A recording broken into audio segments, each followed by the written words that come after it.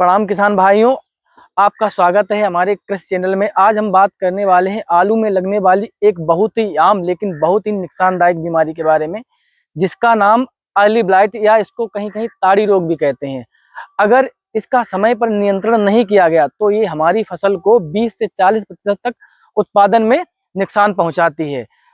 अगर आपको इसके बारे में पूरी जानकारी चाहिए तो आप हमारा ये वीडियो पूरी तरह से देखें और समझें, और इसके मैं उपाय भी बताऊंगा।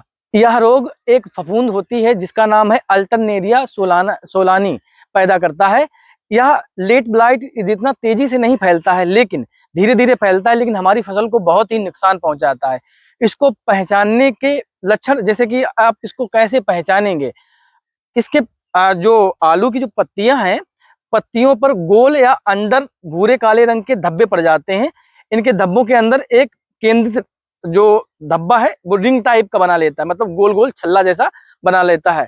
इसके समय साथ पत्तियां पीली होकर सूखने लगती हैं और तनों पर काले लंबे धब्बे बन जाते हैं और गंभीर अवस्था में ऊपर से सूखने लगता है। इसके बाद जो उसके कंद है, कंद मतलब आलू, कंद की सतह पर भी गहरे धब्बे पड़ जाते हैं। अंदर का हिस्सा कठोर और भूरा जैसा हो जाता है, फिर उसके बाद सड़ने लगता है। अगर खेत में धब्बे गोल हो या धब्बों में रिंग दिखे, समझ लो आपकी अर्ली ब्लाइट का पक्का लक्षण है। यह बीमारी बहुत ही ज्यादा कब बढ़ती है? जब तापमान 25 से 30 डिग्री सेंटीग्रेड होता है, नमी, हल्की बारिश और ओस ज्यादा होती है। ओस मतलब कोहरा ज्यादा होता है। पौधों में पोषण की कमी हो जाती है। खेत में बहुत घना पौधा लगा हो, तो जैसे जब हवा नहीं जा पाती है खेत में, तब पौधे कमजोर हो जाते हैं और लगातार पत्तियां गीली हों, मतलब जब ओस ज्यादा पड़ती है और लगातार पत्तियां गीली बनी रहती हैं और धूप कम निकलती है, तब ये तो इसके पौधे कमजोर हो जाते हैं, तो ये रोग बढ़ने के लक्षण बहुत ज्यादा इसमें बढ़ जाते हैं। अब हम बात करते हैं कि हम अपनी फसल को इसके रोग से कैसे बचा सकते हैं। तो हम इनिशियल स्टेज पर हमको क्या करना चाहिए, तो मैं कुछ दवाइयां रिकमेंड कर रहा हूं। अगर उनका आप स्प्रे समय से करते हैं तो आपकी फसल में ये रोग लगने की संभावना बहुत ही कम हो जाएगी। अगर इनिशियल स्टेज पर यह रोग है या स्टार्टिंग में है, तो दवाई आती मोनकोजेब 75% WP से 2 से लेकर 2.5 प्रति लीटर के हिसाब से 1 एकड़ में आप स्प्रे कर सकते हैं। और एक और दवाई आती है क्लोरोथेलानिल 75% WP के साथ 2 ग्राम प्रति लीटर के हिसाब से आप इसको स्प्रे कर सकते हैं 1 एकड़ में। जिससे क्या होगा कि ये अगर हमारी फसल पे रोग लगने वाला है तो उसके लिए एक ढाल का काम करेगा, तो ये रोग लगने की संभावना को बहुत ही कम कर देगा।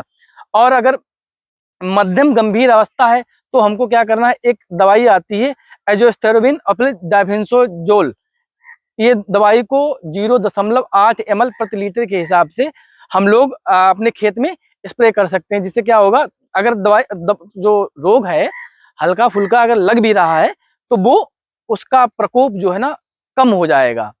इसके जो स्प्रे में अंतर है, लगभग 7 से 10 दिन का अंतराल पे इसका स्प्रे करना चाहिए।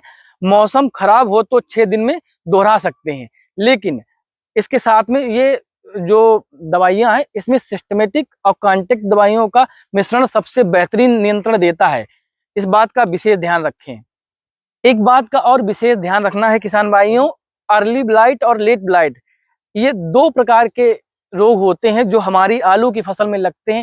लेकिन किसान भाई हम करते क्या है कि दूसरा के दूसरी दवाई, मतलब अर्ली ब्लाइट का लेट ब्लाइट में एक दूसरे में दवाई डाल देते हैं। जिससे क्या होता है, सही उपचार नहीं मिल पाता है फसल को, तो हमारी फसल को ज्यादा नुकसान होता है।